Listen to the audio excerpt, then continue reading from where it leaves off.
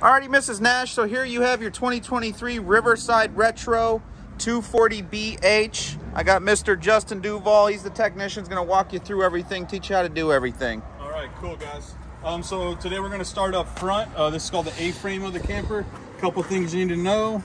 7-way plug, lights, brakes, blinkers, hazards. Also going to give you your brake signal and your charge line running from the truck back to your battery. 2 5/16 ball. This is open. You'll know it's closed when this is sitting flush on the A-frame here. And then locking that ball in, then you can put a travel lock in. A couple other things you need to know: safety chains. State of Florida, they need to cross when they attach to the tow vehicle. Also, you need 3 points of contact to the tow vehicle. 1 and 2 is the safety chains, and then you need an independent hookup for your safety breakaway cable. So this will also need to be hooked to the tow vehicle as you go down the road. What's nice is they've given you the electric tongue jack. Okay. Extend is to lift, retract is to drop the camper. They give you a light here just to find center at nighttime. Doesn't really do too much during the day. Of course, anything electric can fail, so they give you a manual override that's underneath this grommet with a crank, so you can crank it down or up to get on the on or off the tow vehicle and you're not stranded. Behind that, you got your 2 LP tanks. I'm gonna go ahead and hook this up so we can show you that your tail lights are working.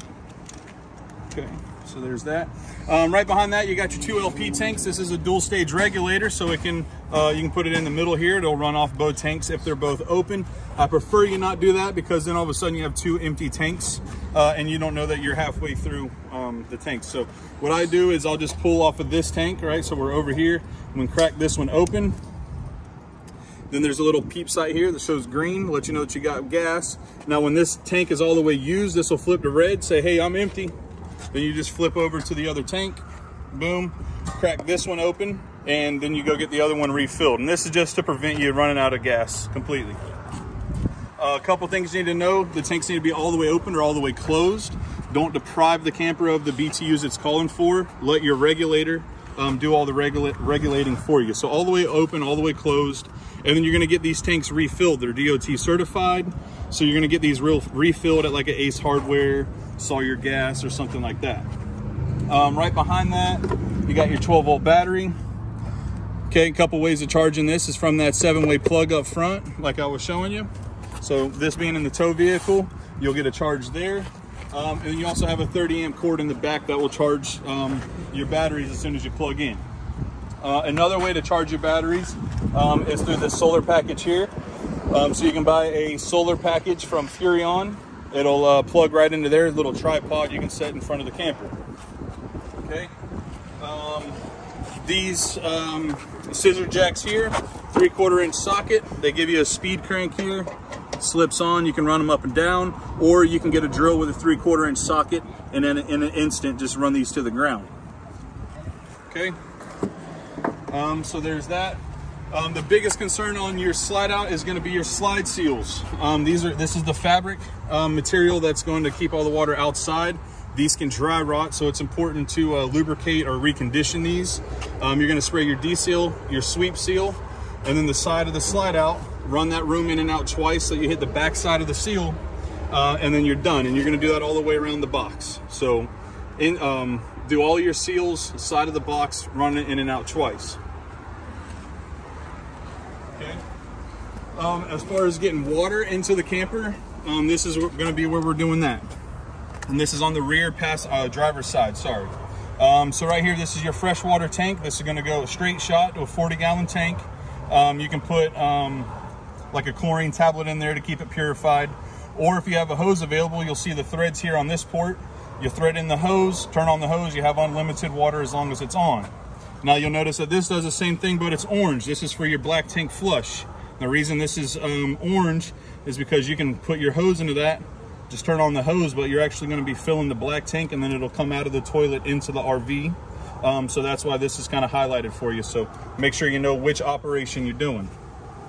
Make sure these are opened up, right? If you're going to use black tank flush. Yeah. So if you're gonna black tank flush, you're gonna leave the black handle open.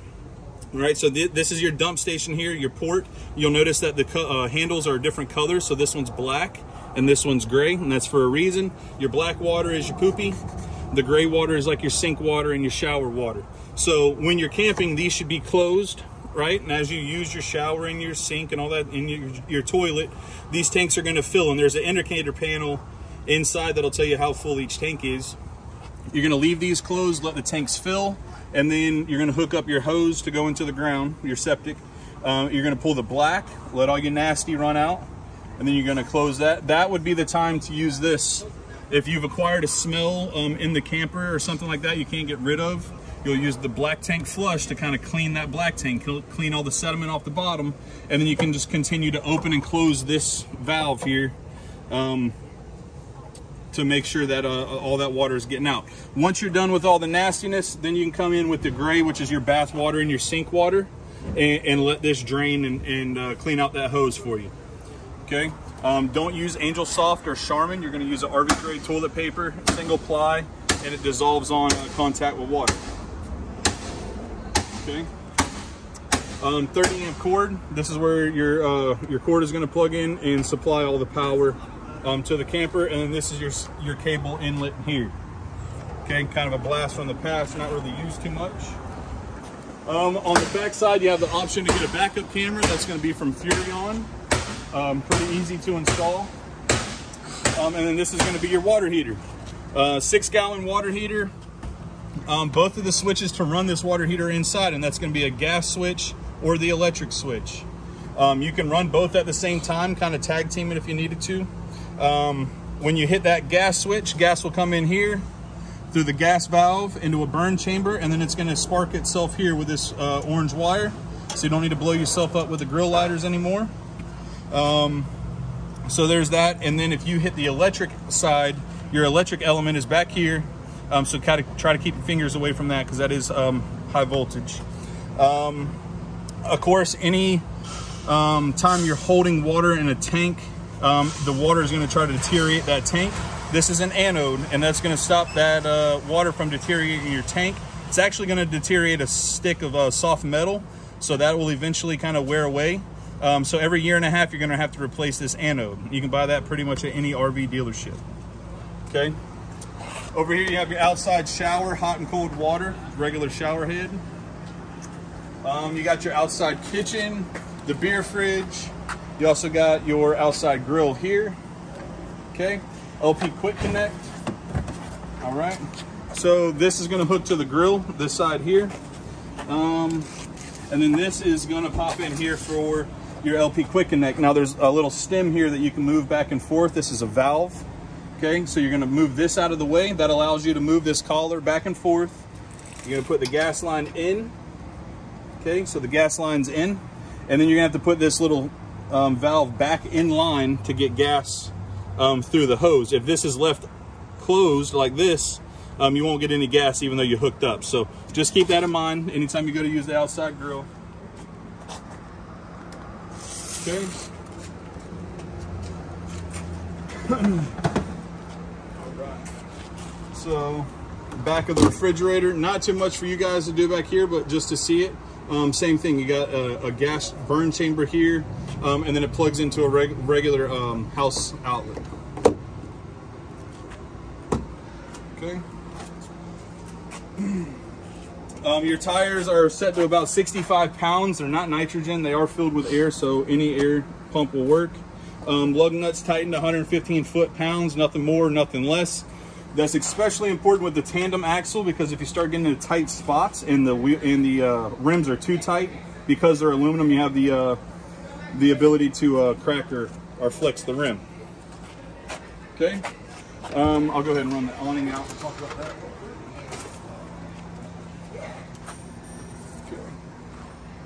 All right, so with your outside awnings, these usually run out about 8 to 10 foot. On your bigger units, they'll run out to 12 foot. What's nice is you have the black underbelly, so you won't have any staining. You don't have to worry about that. Two things you need to worry about with the awnings is rain and wind. When it rains, this is going to collect water, which is going to be weight, and it's going to rip this awning off this way. And if wind gets up underneath it, it's going to peel it back. A couple preventative things they've got going on.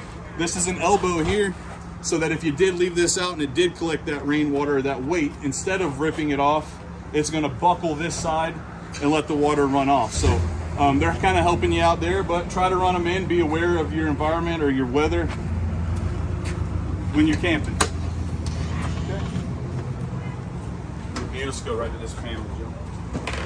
All right, so this is kind of the brains of everything. This is telling you what's going on and how you and where you would turn everything on at. These indicator lights here are going to let you know how much water you have in each tank, and that's your fresh black or gray tank, right? It's also going to tell you your battery, how full it is. So right now our fresh is empty, right? And as this grows, it'll go from empty, and then a red LED light will come on at 1/3, 2/3 are full, letting you know where it's at, right? So you can check all your tanks here. These are the lights on the camper. So right here, your LED lights are coming on, right? Okay. And then these are your ceiling lights. Now you notice that that's just the ceiling. That's nothing underneath like your kitchen or even in the slide out. Okay. And then this is where you're going to have all of your water heater options. So water heater with the gas option or the electric option. Kind of explain both of those to you a little bit. And like I said, you could do both at the same time. What's nice is this fault light up here. So right now, the fault light is red, and if it doesn't light, it will continue to be red. Once we have ignition at the water heater, this fault light will go away, and you know that everything's fine. So right now we have ignition, everything's fine. Let's see here. Okay, so right there we didn't have a light. Now this is going to happen to you guys more than not, because the water heater is in the very far back of the camper, and the propane tanks are all the way up in the front. So right now the fault light stayed on. It says, hey, I tried 3 times, I didn't light. You would just turn the gas side off and turn it back on, and it'll try to light 3 more times until you pull gas all the way to the back. So that's something to keep in mind there. The water pump, if you fill that 40-gallon tank, this is that pump that's going to bring everything up to your toilets and spigots. Okay, slide room in and out. This is a hydraulic ram-driven slide out. So you have the ability to just kind of bump this out if you're on the side of the road and needed to use the restroom. You can kind of just bump it out. Other than that, you're going to run the slide room all the way in and all the way out. When it comes all the way in, you'll start to hear a clicking. That's just a clutch letting you know that you're all the way in.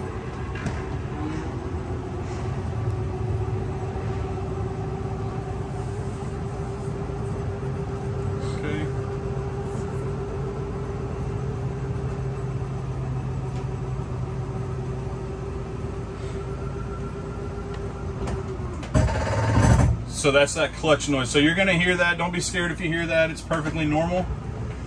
Same thing on the outside. Once you hit that limit, that clutch will activate, letting you know that you're all the way out.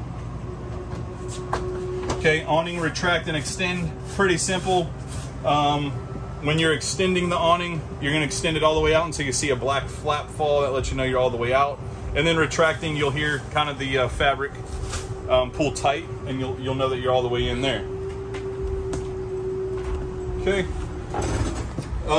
Next thing on this side of the wall, you got your TV bracket. What's important is that you go within 8 inches of this sticker. This is going to be in the center. You got 8 inches to kind of move around the TV. Down here, Furion radio, you have zones 1 and 2 up here in the top. So zone 1 being your inside zone, zone 2 being your outside zone. So you can go in between, or you can do both. Just remember that there's 1 volume for all zones. All right, so we're coming over here to the range top. Right here is going to be telling you which burner you're using. Put it on the flame. You're just going to spark it off there. Right, so this is your igniter here, no battery. It's a friction plate. So these first 3 are going to be your top burners, and then this over here is going to be your oven down below. So this is the old school pilot light. You put it on the flame.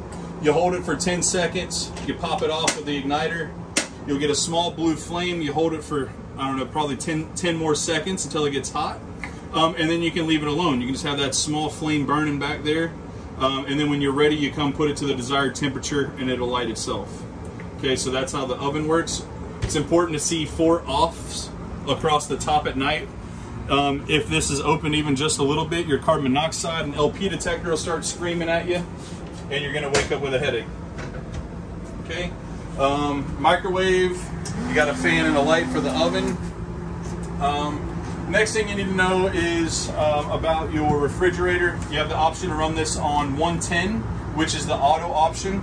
So you'll hear the word shore power. If you're hooked up with that 30 amp cord, you're going to be on auto. Okay. And what auto does is it automatically is going to run off your shore power. And then if you lose that power, it's automatically going to flip over to the gas setting so you don't spoil food. Okay. Where the gas option comes into play is if you're going down the road, you can put it on the gas option. Same thing. This thing's going to try to light 3 times. If it fails on the 3rd try, a check light comes on. And with that check light comes on, you just turn the whole refrigerator on and off. So right now, like let's say it's saying check, I would turn it off, I would turn it on, I would get the 3 more tries until it lights. So that's pretty fluent through the whole camper. If the LP system doesn't light on the first try, the first 3 tries, just turn it off, turn it on, you'll get the 3 more tries. You're going to mostly use shore power though, right? If you're plugged in, you're not going to use gas. If you're plugged into a house with a 30 amp cord, campsites, anything like that, that's all going to be 110. If you're on the road is when you're really going to use that gas side to cool.